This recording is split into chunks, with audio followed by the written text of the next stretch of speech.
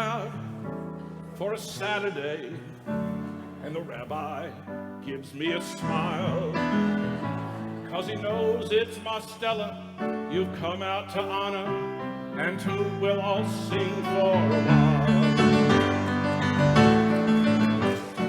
Let's sing Paul a song. Sing Paul a song, he's the piano man. Fridays and Saturdays too. High holy days, on the organ he plays. It's amazing that he's not a Jew. Y'all are good tonight? All right. So we've got some talent here to honor Paul Mosteller, who has been here an amazing, something like 30 centuries, long time. And, you know, Jane pointed out something to me that's kind of funny. She says, you know, you're the only one in the room who's actually done his job. And that's true. And it's great, because unlike singers, when we do it, we get to sit down. And I love that. But you need to know that organists have a death wish. They want to keel over in the middle of the memorial service, right there, and just leave a good-looking corpse. But we've got some good folks here, and they're going to sing. And these are folks who have been associated with with Paul, with the High Holy Day Choir, and just some rascals we got in off the street. And they're going to sing, and we're just going to have a good time, and then there's going to be food. So we're going to start with a professor of music from Stanford University, Kristen Kenning. Where are you? There you are. And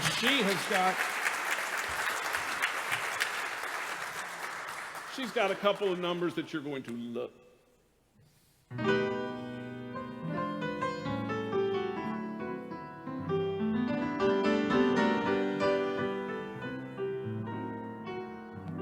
They say the man who only lives for money lives a life that isn't necessarily sunny.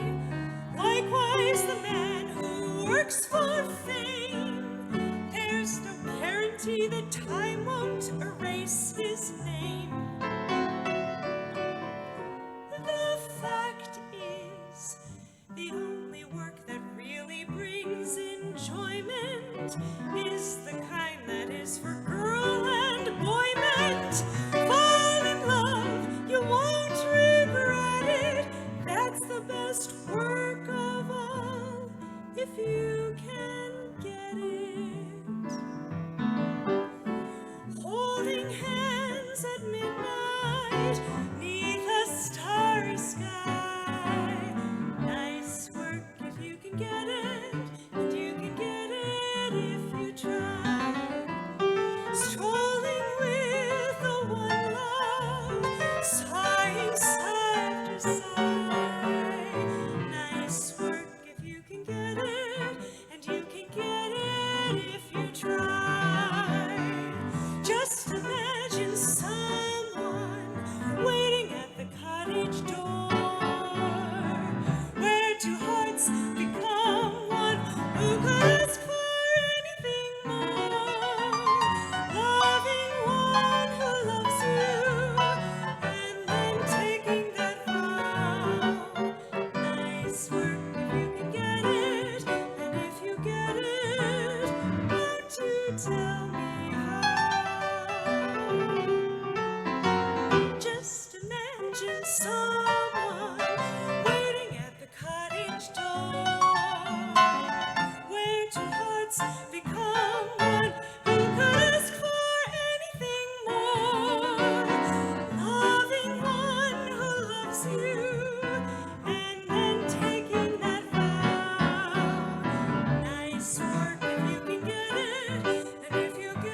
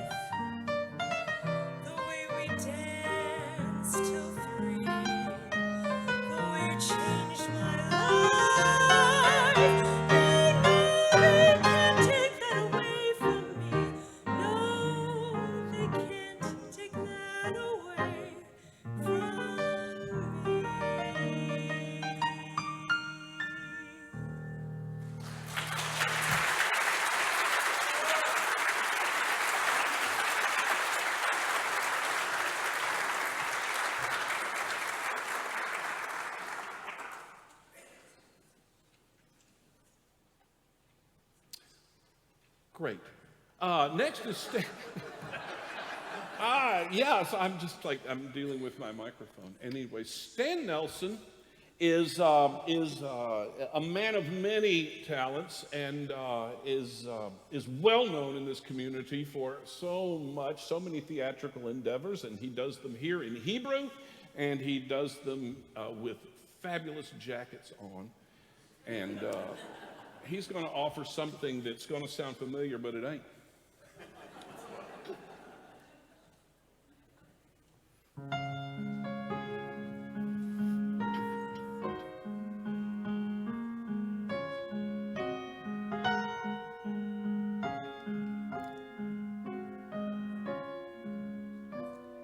This evening has been swell, a first date in New York.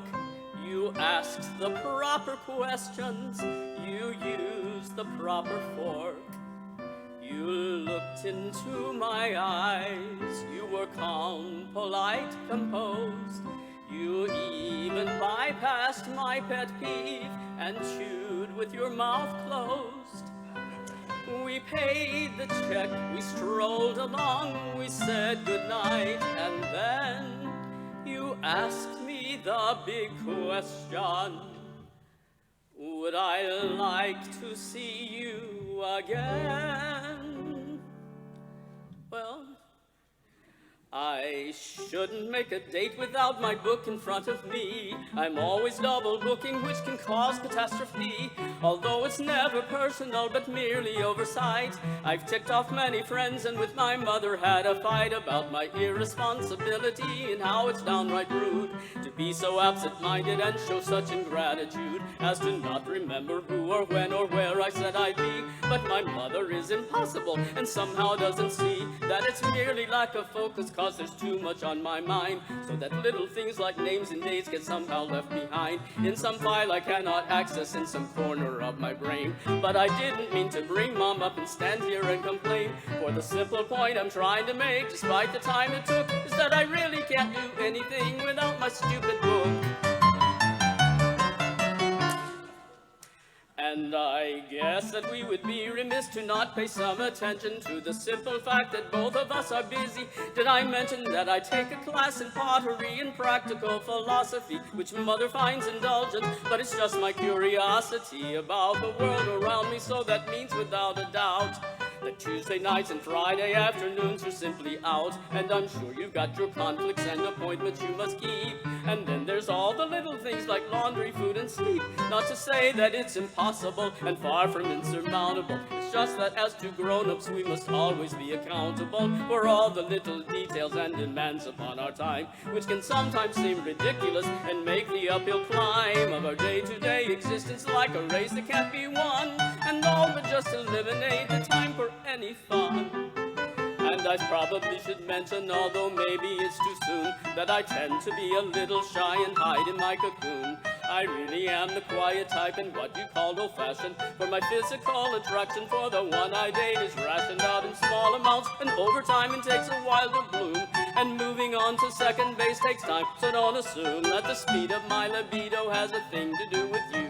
It's really just some Catholic crap that I'm still working through. And then there's the big question, which is open for debate, of whether I'm in any frame of mind to even date. I mean, is it too soon after the last misadventure to put myself through that kind of a sordid mess again? Sure, they say that time is healing, and I truly feel, of course, when one falls off, the best advice is jump back on the horse. But the wounds are deep and slow to heal, and even though I've tried, I sometimes feel I'm meant to be the bridesmaid, not be bride. Oh my God, I must be swimming in some red wine sort of haze. I'm resorting now to metaphors and tired old cliches, but you really must forgive me, for this isn't illustrative of the normal sort of guy I am, who's smart and so creative. But this rambling's got to cease, for I know you must be weary of this seemingly ridiculous avoidance of your query. Oi! So I guess the simple truth, which defies all comprehension, is there was a quicker path to take than this prolonged invention. When you asked me for another date and caused me to digress, I should have gotten to the point and simply answered no.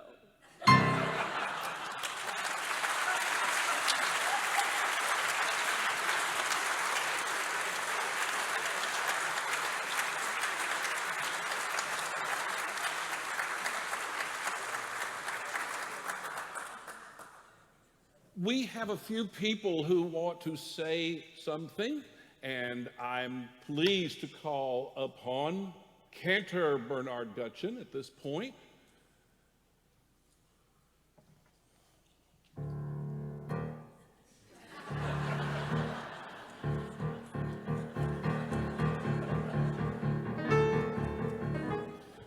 Sorry.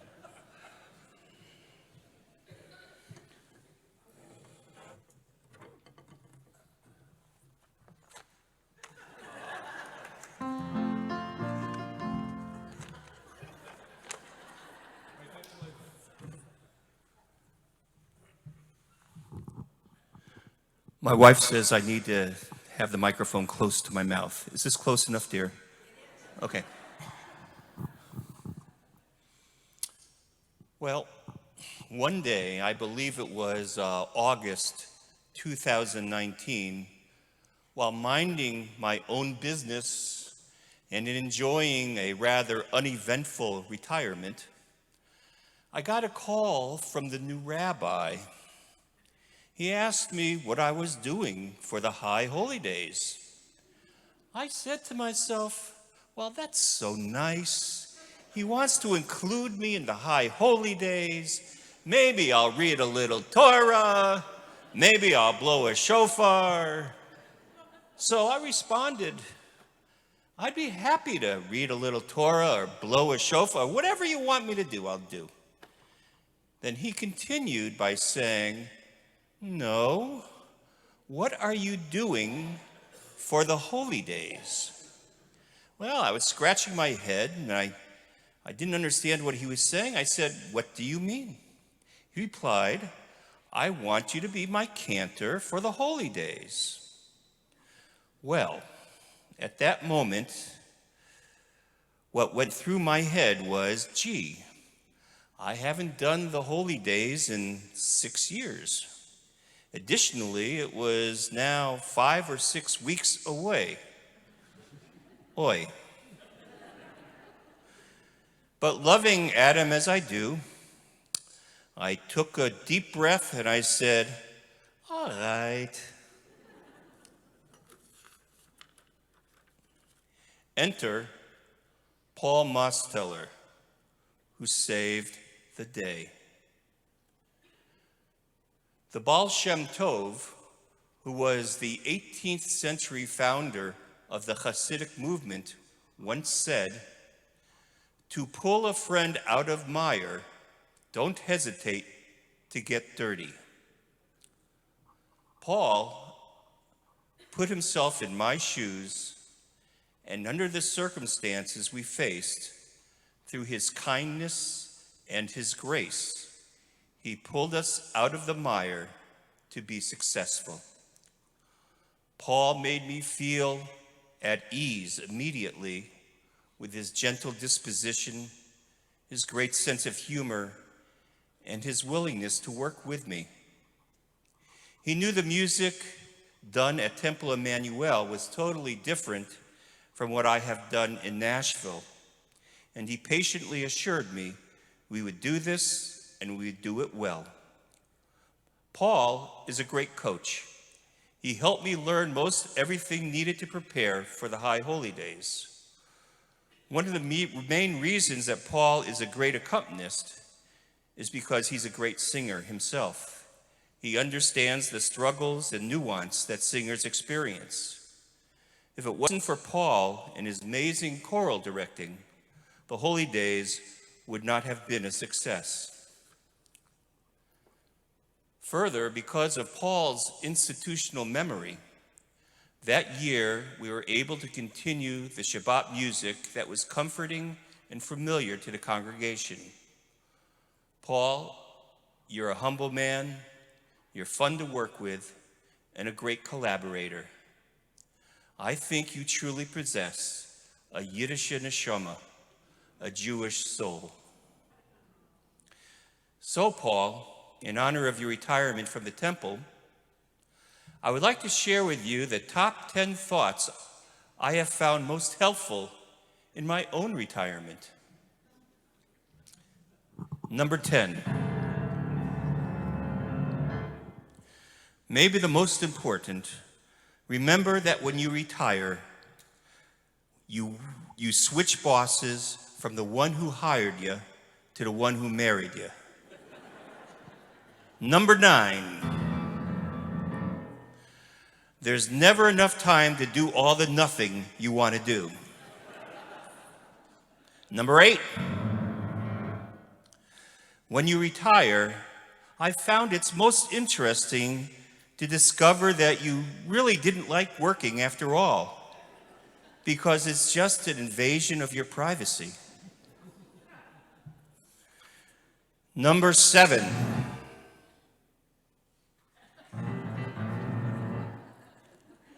The best thing about retirement is not having to wear pants.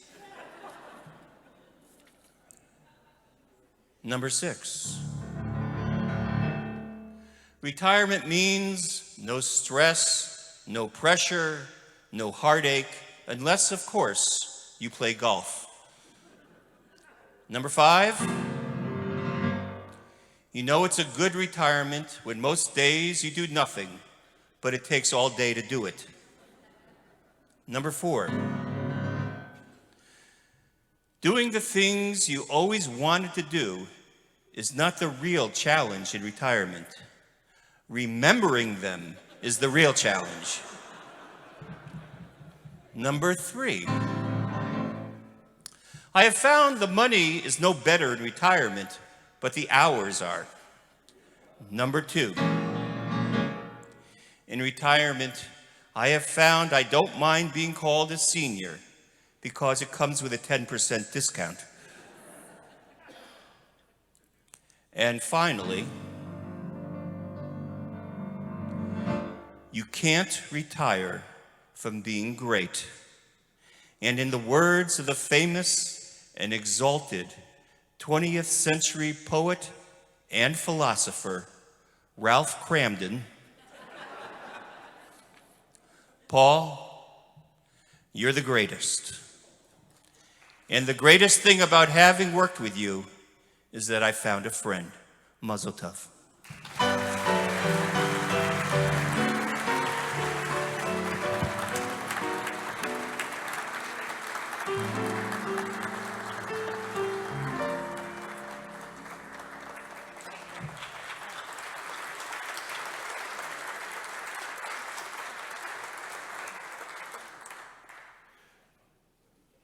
Roderick George is one of the great, outstanding tenors. Well, he's sitting at the moment, but when he gets up, he will be outstanding. And he is on the faculty at the University of Montevallo, and he's singing a classic piece of Viennese operetta that I think is just one of the sweetest songs ever written.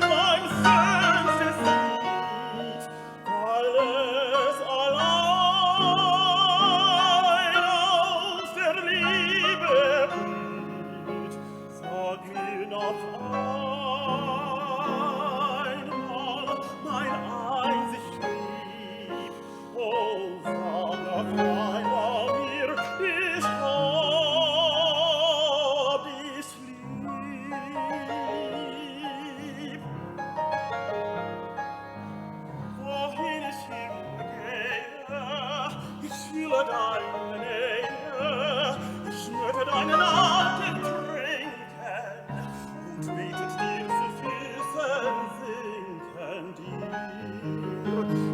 dir allein, wie wunderbar ist dein leuchtendes Haar. Traumschön und Sehnsucht ist ein strahlender Blick.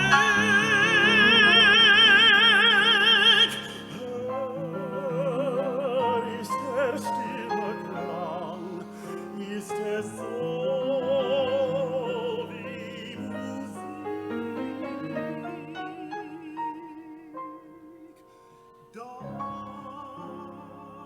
Dein ist mein ganzes Herz, wo du nicht bist, kann ich nicht sein. So wie die Blume wirkt, wenn sie nicht küsst, der Sonnenschein.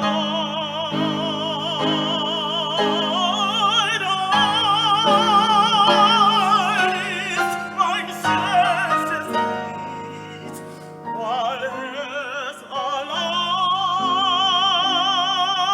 aus der Liebe blüht. Sag mir noch einmal, mein einzig Lieb, oh, sag noch einmal mir, wie sag ich lieb.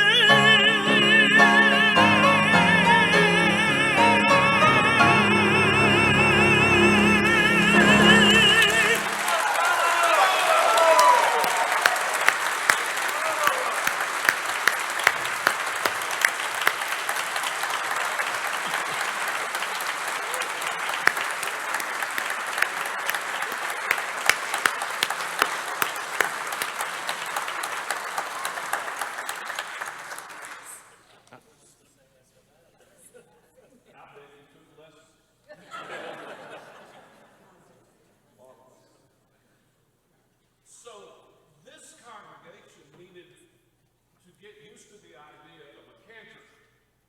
And the first one who held that position that Paul worked with in his role as music director was James Siegel. And he's going to say a few words.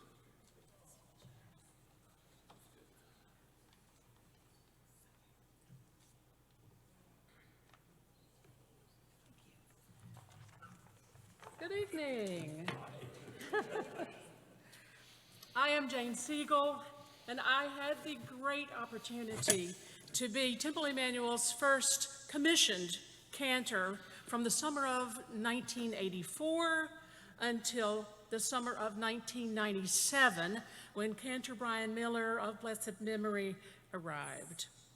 During my first 10 years, I worked with my husband Lester, who was then administrator and the music director here at Temple. And late in Lester's time here, a young, talented member of the Temple Choir came along, Paul Mosteller.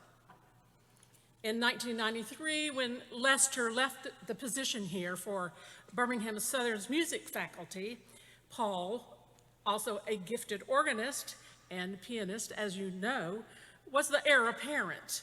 So he took over the music direction duties. And for the next 3.5 years, I had the good fortune to work with Paul at every Shabbat, every holiday service, every bar mitzvah, every special occasion in the Jewish community. Paul was a most agreeable colleague. He was always prepared, he was always polite, and always very funny. And he kept a cool head under pressure. Whatever music I threw at him, he would simply pause and he would smile and he would say, okay. I cannot thank him enough for those years and our collaboration. And it may or may not be a fact that Lester and I got to play a little matchmaking along the way. We went to college with Darla, so we knew her from a long time back. And Darla had an illustrious operatic career in Europe. And when she came back to Birmingham, we thought, oh, every time we saw Darla, we would say, oh, Darla, do you know Paul Mosteller? And every time we saw Paul, we'd say, Paul, would you happen to know Darla Brooks? And we said that enough times that many years later, this amazing couple had been together, what, 26 years? Almost 23 now. 23, almost 23 years now. Yep. And it has been definitely a Bahashamayim, a match made in heaven. And I want to say congratulations on your almost 23 years together, and also Mazel Tov on your retirement and a wonderful 30 years here at Temple Emanu-El. Thank you. Thank you.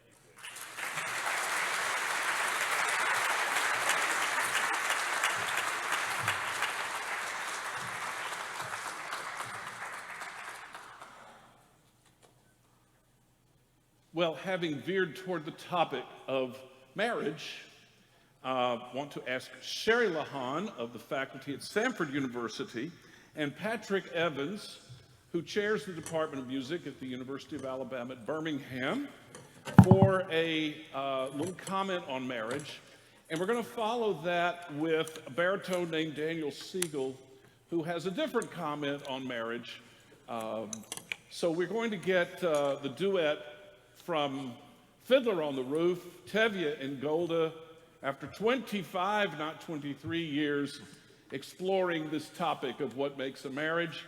And then from the musical The Most Happy Fella by Frank Lesser, Daniel plays Tony, who is having an imaginary conversation with Mama up in heaven about the new girl.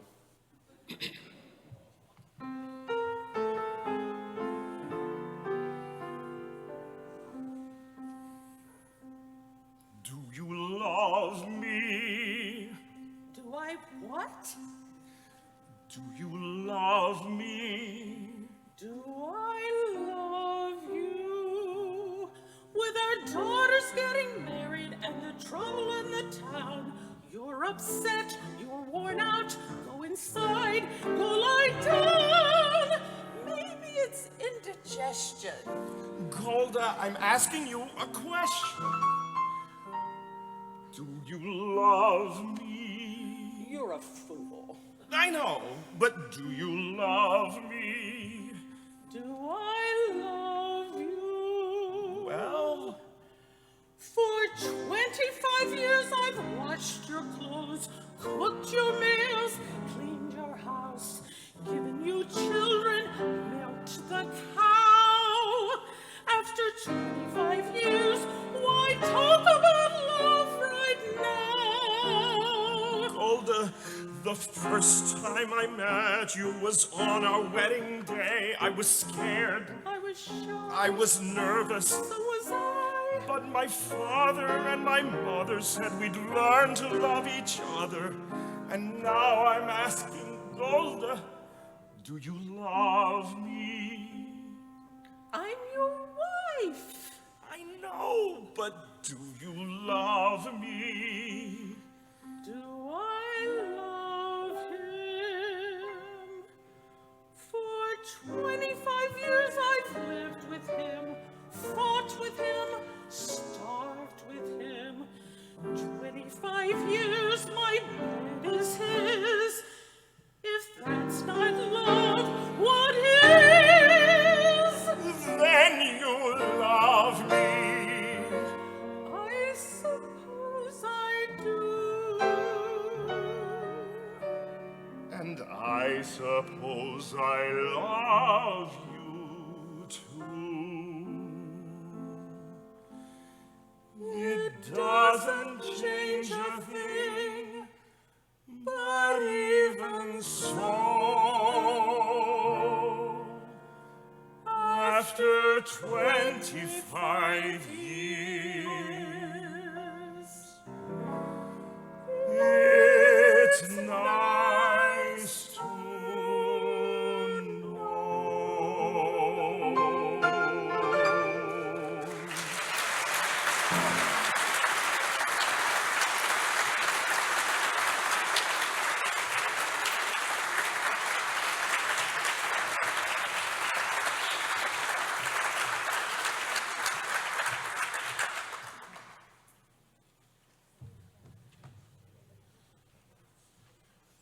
think it's all wonderful that we're all here to celebrate the winning of the Heisman by Bryce Young. No, I'm just kidding. Why are we here? Oh, Paul. So when I kind of jumped into this evening a little bit late, and when our MC asked me to pick something to sing, I racked my brain, and 15 seconds later, because that's all it really takes to get through that, I thought of this perfect little and very loud aria that I think encapsulates, Paul, probably what you feel if you were an Italian immigrant about Darla. And so Darla was my first voice teacher and always been a big fan of mine. And Paul, I've known you for since I was a little kid. And you've been a big fan. So here's that song for you about Darla, but for you. When I look on my beautiful wife, I'm so happy. I think I'm gonna bust. I don't know why I'm so lucky fella. Mama, mama, up in heaven, how you like my girl? How you like the sympathetic smile on the face, mama, the face. Like the sun, she's a light of my place. Mama, mama, up in heaven, how you like you dumb, funny-looking boy. He was away to so long.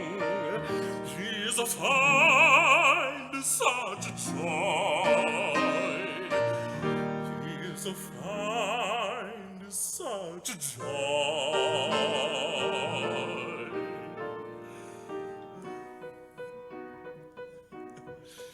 In Palermo, mama, when I was a young man. In Palermo, mama, you was used to say, bring home nice young lady, Tony, bring home nice young lady. Look, mama, she's here today. And I'm feel so young, and I'm feel so strong, and I'm feel so smart. Tell me, mama, mama, up in heaven, how you like my sweetheart? How you like my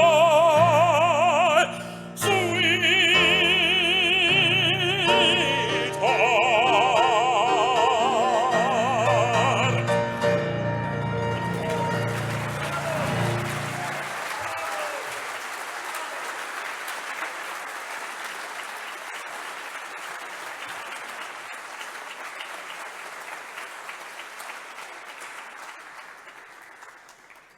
He gets the accent from James' side of the family. It's time to ask our beloved Rabbi. Where's the old man? Oh, there he is. Okay, who knew? Who knew in the history of Emanu-El we'd get a redhead for a rabbi? For the first 16 years of my life, I thought the rabbi could not have hair.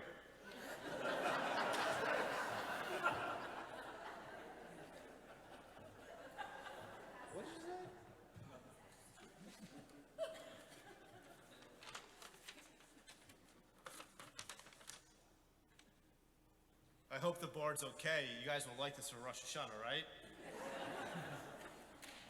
Just a little. Paul, I can find you being on the spotlight. For those who know my rabbit, and I talk about the standing at Sinai moment. That I don't like the word conversion because it sounds too medieval. I like this Hasidic belief that every single person at the world was present at the Sinai moment when God gave the Torah to the Jewish people. And sometimes people's religious traditions, it would go from soul to soul and one day return. And that's how I like to teach it. But I think for tonight and your career here at Temple Emanu-El, after knowing you, I am so confident that your neshama, your soul, was standing for the Jewish people at this moment. I guess by default, I am a spiritual person. And therefore, I'm confident to say that you are Am Yisrael. You are the Jewish people's Besheret. You were destined to lead this congregation musically for 30 years. I want you to think about something.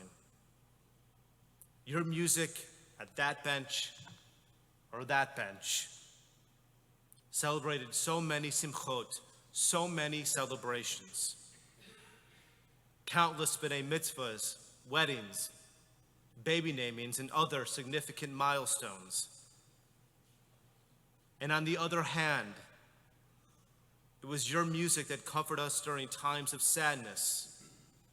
It was your music that comforted so many mourners.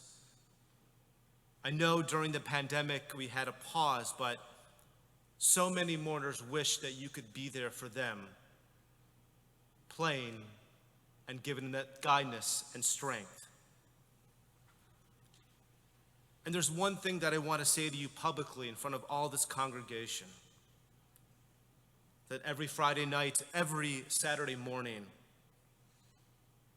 I cherished, I was honored, how you were always to my right, standing for the mourner's Kaddish, reciting these words by memory, because you were standing for the Jewish people. I think we can mention, I think it's easy, it's a given. Your acumen for Jewish music is simply outstanding. And frankly, I think it's better than most rabbinical students and a lot of rabbis. Your lexicon for early modern and contemporary Jewish composers is extraordinary. You're a master of the high holidays, its liturgy. And you give the gentle way to offer your opinion, to hit the brakes when an eager rabbi from Michigan wants to floor it. But tonight, again, it's how you stood for us for so many years. It's a reflection of your goodness. It's a reflection of your kindness. It's how you brought the Sinai moment to so many people. It's not my fashion to be overly personal. I know I shared about our NICU experience with our children because that was about leadership and other things that we experienced.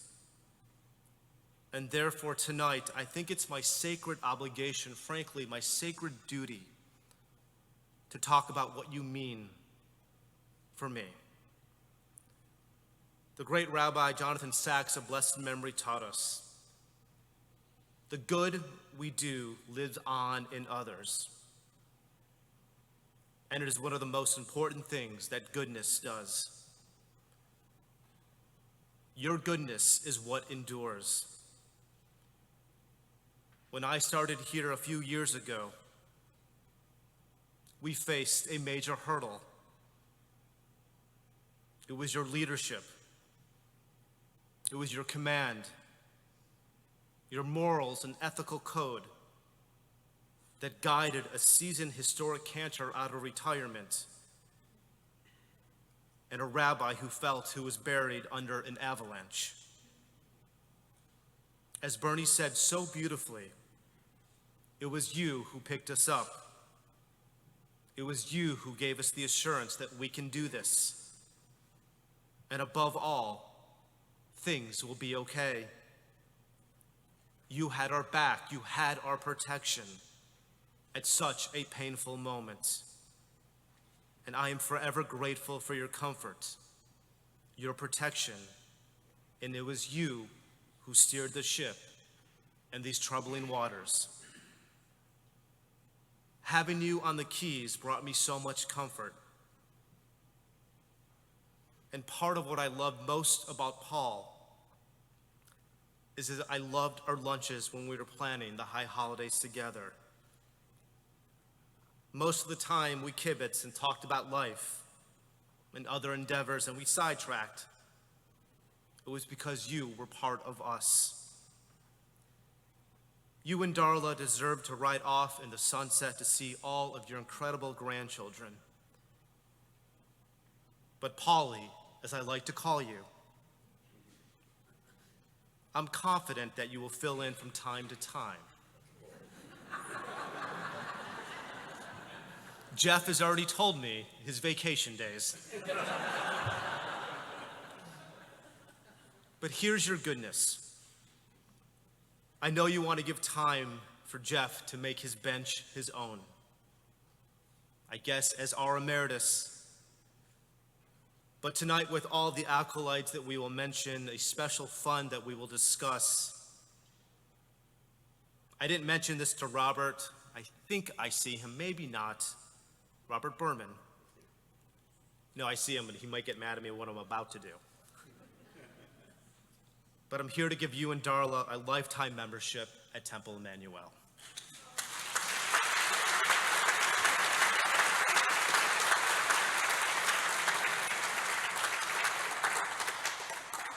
I know you're Episcopalian. But on Fridays and Saturdays, your Jewish soul shines upon us forever. I am forever in your corner. This community will celebrate your joys. It will be with you in time of need as you did for us. May Hashem, may the God of Most High, bless you, your wonderful wife, and your wonderful family. Thank you for 30 years. Thank you for standing with us, Temple Emanu-El. Thank you for standing for the Jewish community. And tonight, all of us stands for you.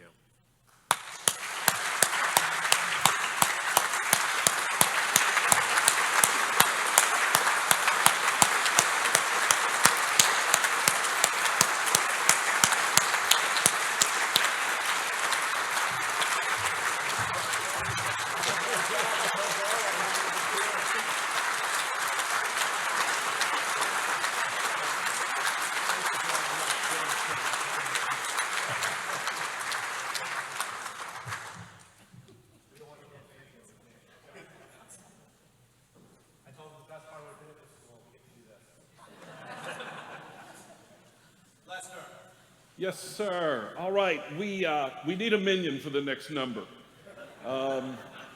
So you know who you are. Please, if we can have our guests assist us here a little bit. Paul, you know you're being honored when you get Gilbert and Sullivan. When I had this choir, I used to kid them that there was an 18th century music critic named Charles Burney who used to write of his travels and his musical what he saw and everything. And he called one of the great orchestras of Germany an army of generals. And it was all I could do to have pencils made for the Temple Emanu-El choir that said an army of generals. But they are each and every year. And these are just some of the really wonderful people who make themselves available to sing all of that beautiful music on the holidays. And Patrick Evans, the aforementioned Tevye, is a brilliant wordsmith, and he has fashioned a number just for Paul. And then we have one more number after that. And then we have a couple of other things after that. With apologies to Gilbert and Sullivan and to Paul and actually to all of you.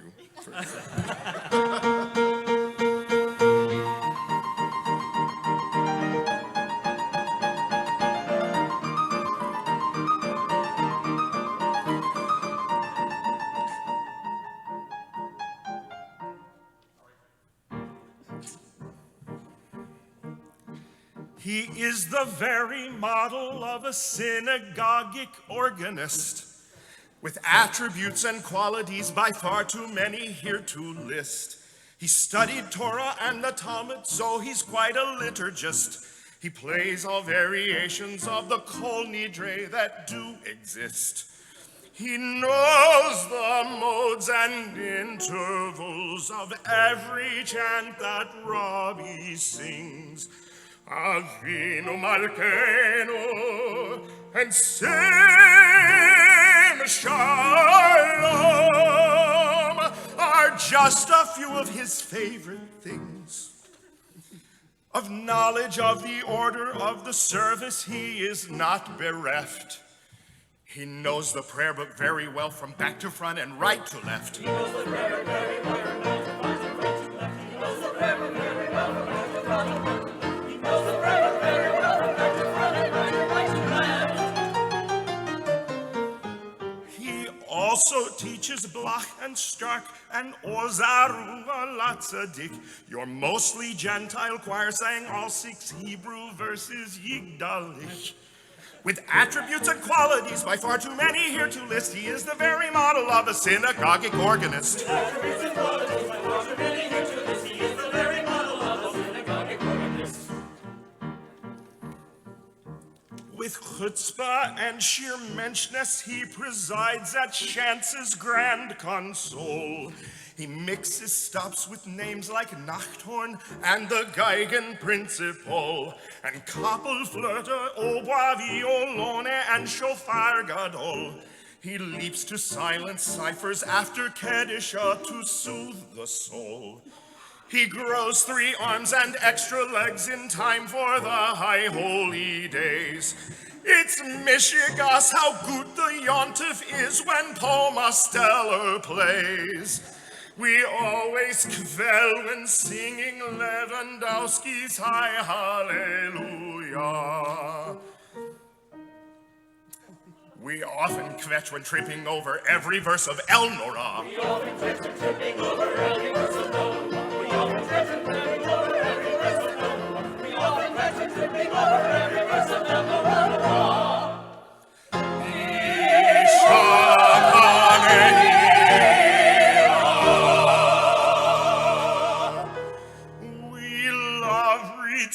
And Shalom Rav and Zochrenu and Vayomer. We perk up for a Don Olam just knowing Oneg's nearly there. We perk up for a Don Olam just knowing Oneg's nearly there. We perk up for a Don Olam just knowing Oneg's nearly there. We perk up for a Don Olam just knowing Oneg's nearly there. For over 30 years this faithful Goy has blessed Emanu-El. The whole Megillah is too long for us in song to fully tell. Because, with attributes and qualities by far too many here to list, he is the very model of a synagogic organist. With attributes and qualities by far too many here to list, he is the very model of a synagogic organist.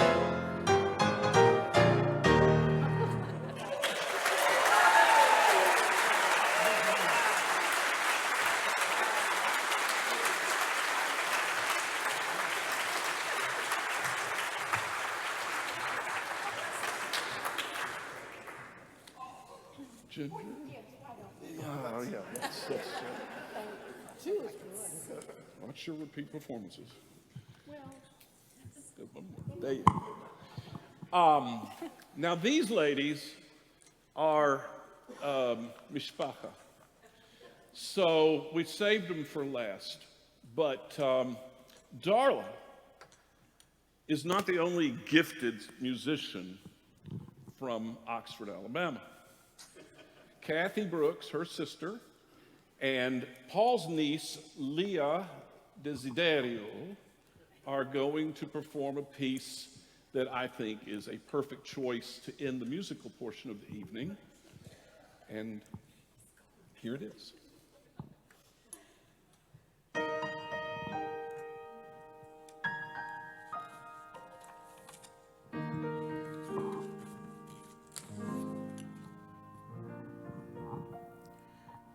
Heard it said that people come into our lives for a reason, bringing something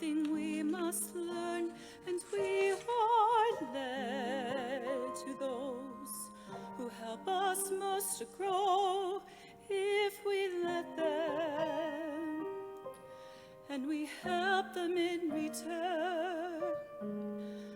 Well, I don't know if I believe that's true, but I know I'm who I am today because I knew you.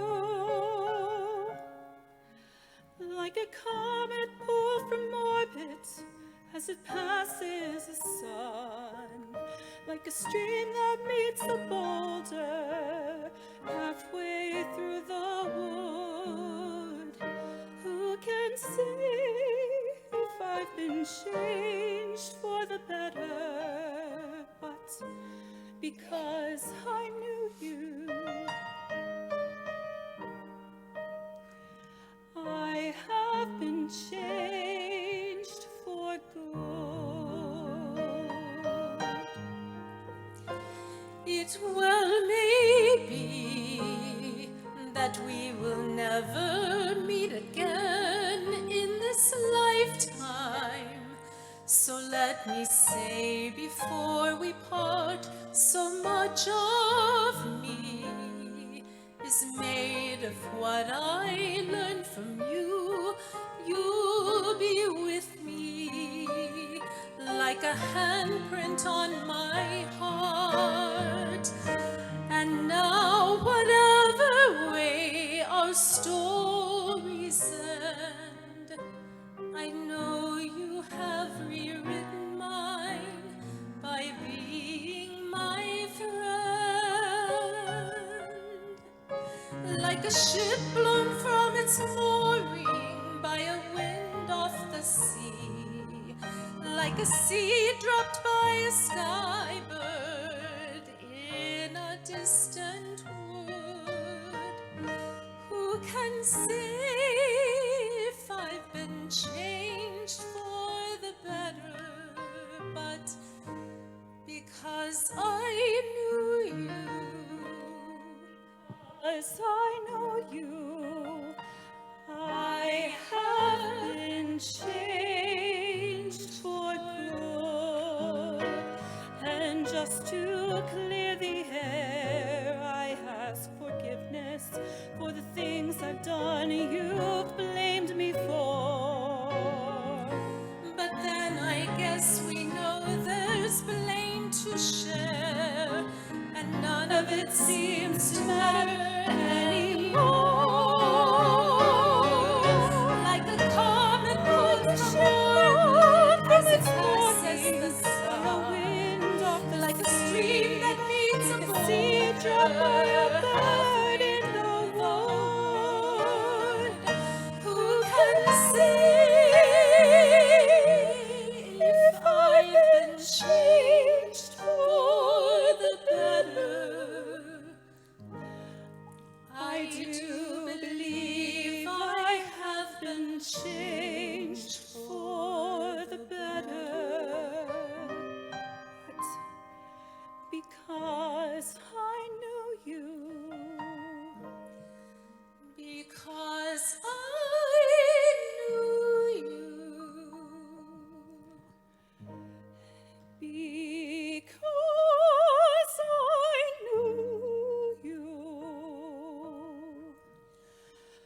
I have been changed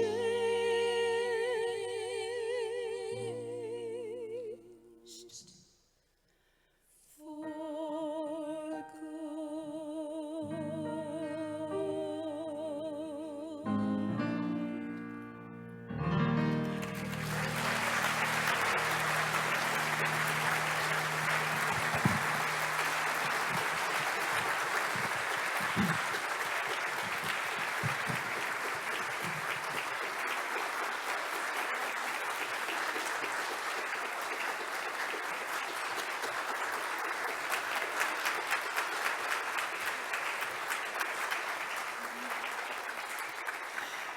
I want to remind you that there is a pagan feast downstairs, and it has been presided over by Susan Koretsky.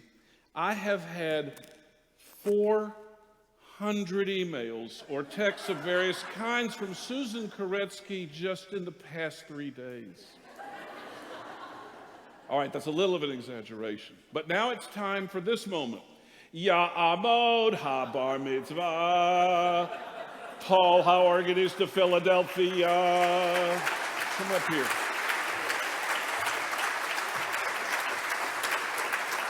All right. You're a member of the temple now, so you've got to hear about money. And just not you, not your money, I'm just saying. But let me invite Susan and Ginger. Well, okay, I was hoping to just telescope this a little bit. Oh, I'm sorry, of course.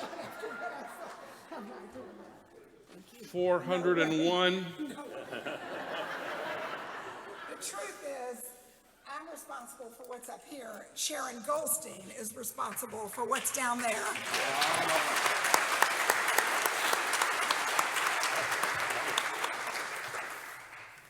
Paul, on behalf of my co-chair, Sharon Goldstein, and the entire congregation, we thank you for bringing music to our ears. You have lifted our hearts, inspired us, warmed our souls, and enhanced our spiritual experience. You have filled our sanctuary with powerful and reverent music. You have touched us emotionally. Your chords have calmed us and celebrated our milestones. The melodies of your choir has led us through many holidays and Shabbat services. Paul, early on, we embraced each other as family. You have put music in our air. For that, we are truly blessed. These walls will forever hold the rhythm and harmony of the years you gave us. We wish you well as you create a new soundtrack of your life. Our gift is a hand-blown glass treble clef. May it remind you to sing and dance every day of your future. The plaque reads, "Our Magnificent Maestro, Paul Mosteller, serving Temple Emanu-El, 1989 through 2021. Hold on.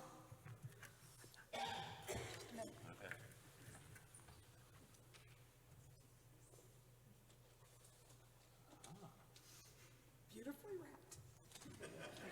It's so dark up here. Can you see the gift wrap? Music notes. The music notes. All right, let me set that down. And for the unveiling. Hold on. Oh, that's gorgeous. In the light. Yes. Beautiful. Can you hold it? Got it? Good hold? Yes, yes. Okay. Don't worry. I feel like Nick Saban.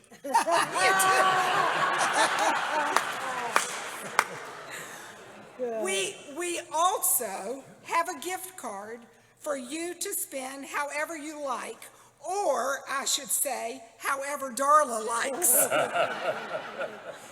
Envelope, please. Oh, you don't have anywhere to put it. I'm going to stick it right there in your pocket. Well, that's probably still sewn shut, you know. Oh, it's still sewn shut. Okay. Music is the universal language of mankind. You did that so well for us, Paul. We are going to miss you terribly. Happy retirement and mazel tov. Thank you. I'm not hugging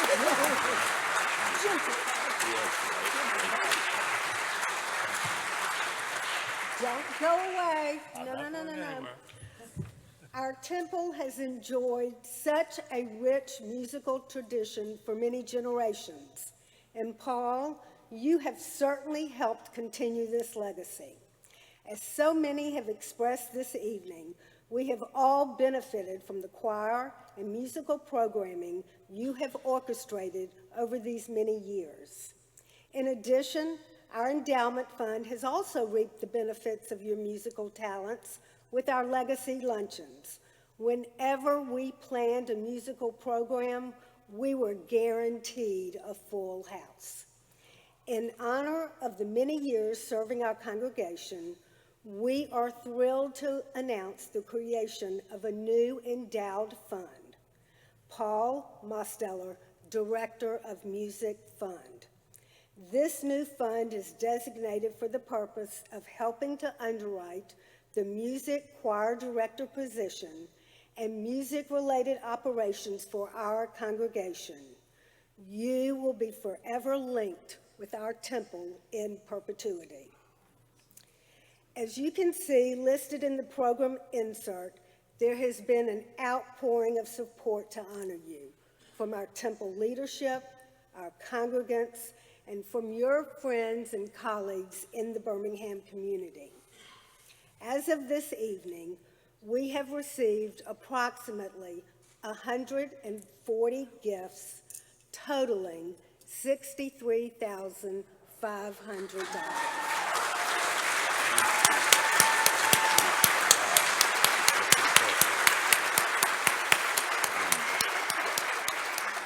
For anyone who has not made a gift and would like to do so, there is still time. There's a table in the atrium where you can make a gift or a pledge to be paid within a few months. Please feel free to stop by. We will be publishing an updated list and share the results in our February bulletin. Again, Paul, we can't thank you enough for all you have done to enrich our worship experiences. We are so delighted to honor you in this special way. Thank you.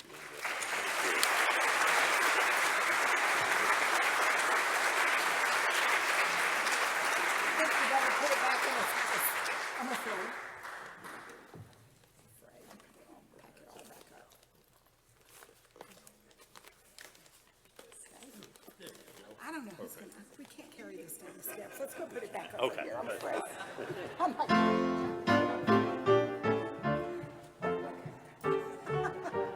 Shall we go down? Yeah, oh, you stay up. Is he going, is he done? I don't know. Is he going down? I don't know. I don't know either. Folks, I know you want a chance to speak to Paul and to Darla, and you want a chance to try this wonderful food. There's a bar downstairs. Everybody have a good time, and thank you so much.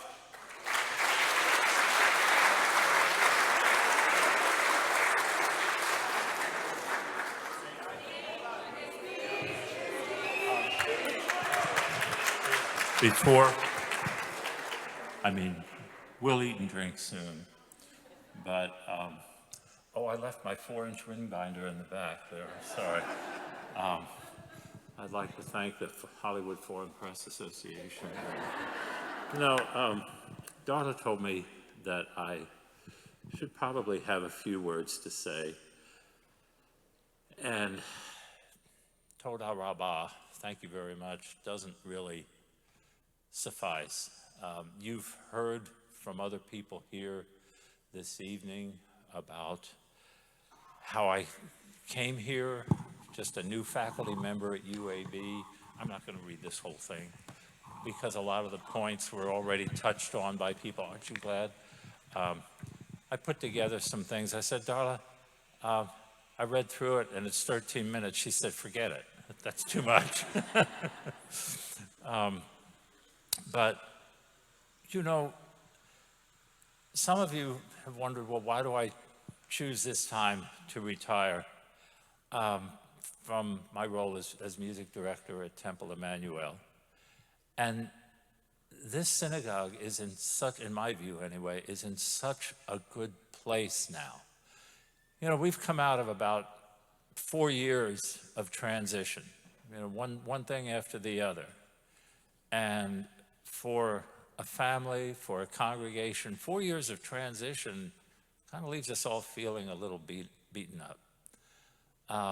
And that's behind us now. And you have two wonderful, wise, caring, sensitive, visionary clergy. And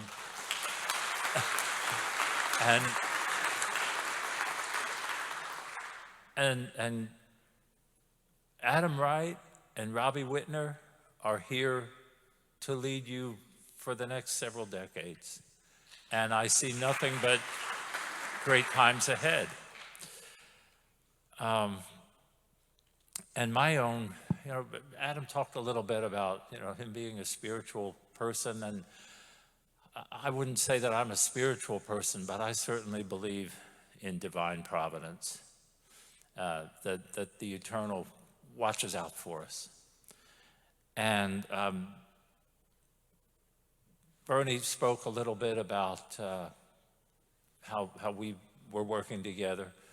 But Adam and Bernie knew each other from 2005, when Adam was working for Linda Gutchin in Nashville, and there was Bernie. So he already knew the burn back then. And then, so things sort of fall apart in 2019, and here is Bernie, and he already knows Adam. So, I mean, what are the chances of that happening? And we got through the High Holy Days and the whole following year up until the time Cantor Whitner joined us. And how could that have gone any more smoothly? Speaking of Cantor Whitner, Adam asked me to serve on the Cantorial Search Committee, and I was glad to do it, honored to do it. And we spoke to the placement person at Hebrew Union, and she told us, well, not everybody's going to want to come to the South. They want to work in the New York area, or at least the Northeast, or the Chicago area, or the West Coast. I don't know who you're going to find to come to Alabama. Well, we got the top of the lot, I think.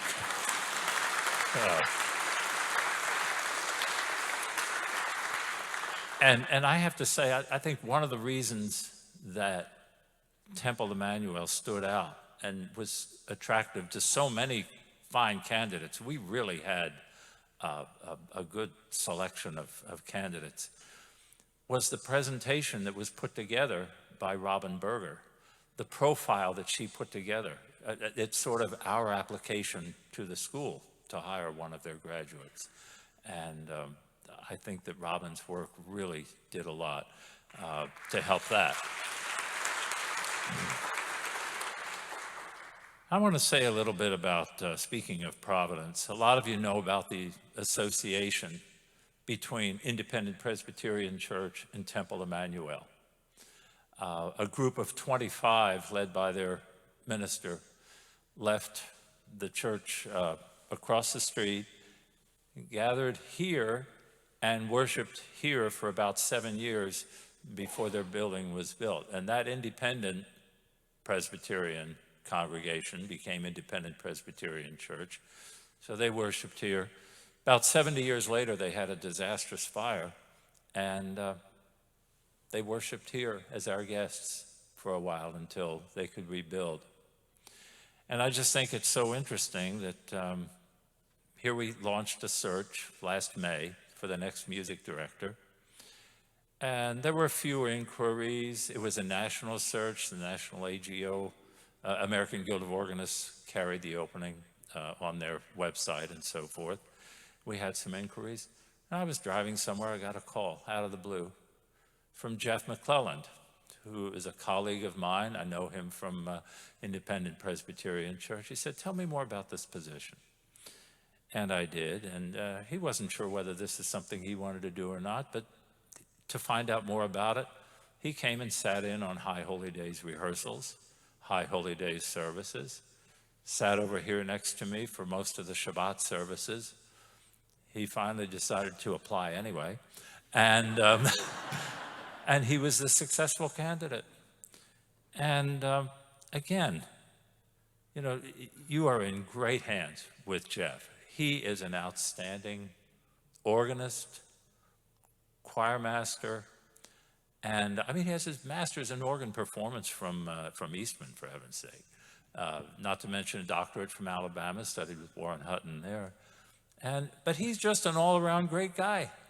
Lester said the other day, Jeff is one of the few organists anywhere in the country that you can just sit down and have a beer with and go to a ball game. So, because we're a nerdy bunch. We really are. Again, what are the chances? I just think the Eternal One had something to do with that. And our professional choir, my word, y'all blew me away. Sorry. Y'all can sing, but I knew that. Thank you. And I didn't know Leah was going to sing. This was Leah's first year in the High Holy Days choir with us. Hope it's not your last. Come back. When we gather for our High Holy Days rehearsals in August or September each year, that's our family reunion. We've even had some congregants sing with us. Adele Cohn, for whom the library is named, she sang with us for a few years. She was our timekeeper. This was when I was singing in the choir a few years ago.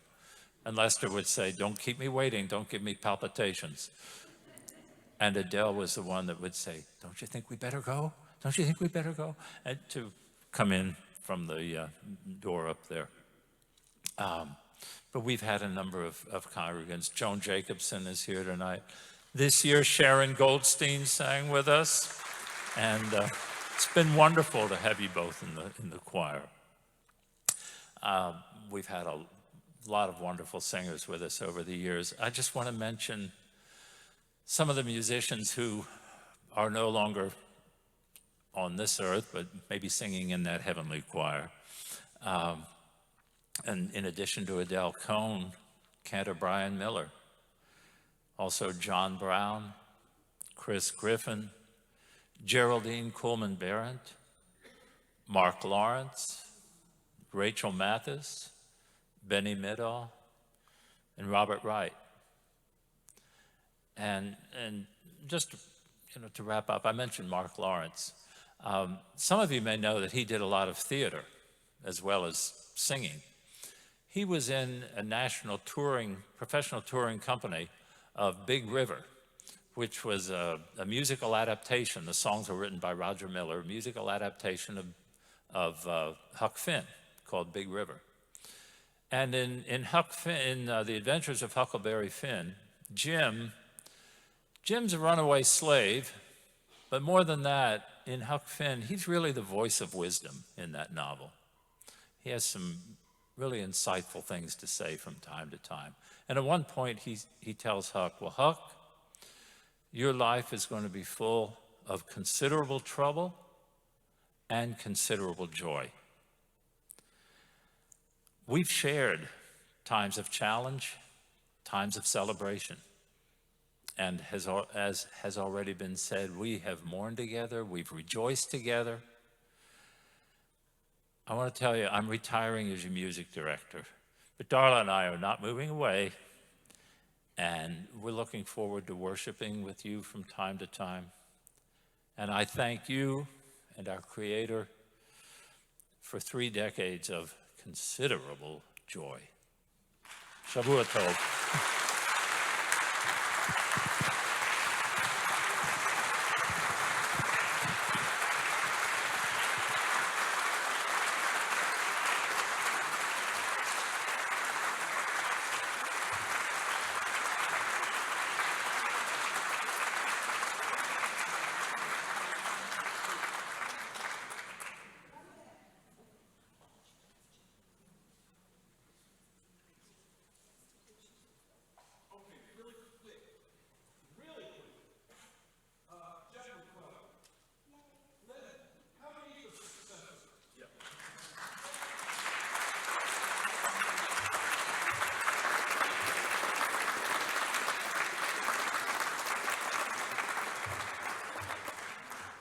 Jeff is at our sister congregation, the Independent Presbyterian Church on 3100 Highland Avenue, and he is a sensational musician and a force for good in this community.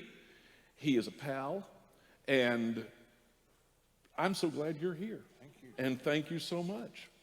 So get to know Jeff.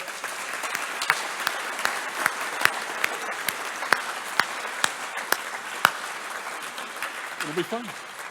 It'll be fun. Absolutely. Say a word. It's kind of like following Nick Saban, isn't it? I do have a couple of remarks. I'm going to keep it short because I know you want to eat and drink. So here we go. But people have already started calling me the new Paul and Paul 2.0, and that's pretty good. But you can just call me Jeff or whatever. Just don't call me late for dinner. That's what I don't know. I'd like to think of myself as someone who is extremely lucky and appropriately overwhelmed to be following such an amazingly talented musician in Paul Mosteller. I've known Paul through the American Guild of Organists in Birmingham since I moved here 21 years ago. He's always been nothing but friendly and supportive to me, and I am indeed blessed to be entrusted to you as music director here. I thought about really roasting him tonight, but he's just too nice of a guy. Paul, don't leave town. I will have you on my speed dial with questions for years to come. Thank you very much.